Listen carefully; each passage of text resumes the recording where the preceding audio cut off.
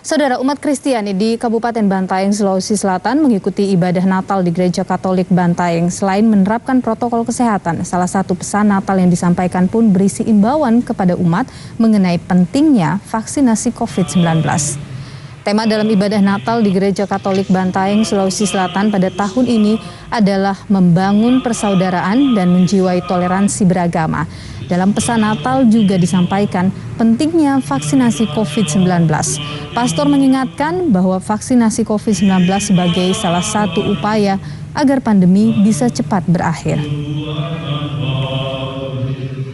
Dan bagaimana itu kesehatan dijaga, karena sangat bertentangan dengan iman kalau kita teleror ataupun itu tidak menjaga kesehatan. Karena juga kita membantu bagaimana supaya semua umat kita itu sudah divaksin. Dan tentu diberi pemahaman, karena ada juga orang masih takut dan tidak mengerti apa itu vaksin. Sementara sebetulnya sederhana, bahwa pemahaman vaksin itu artinya pemberian untuk membuat daya tahan tubuh kita semakin kuat.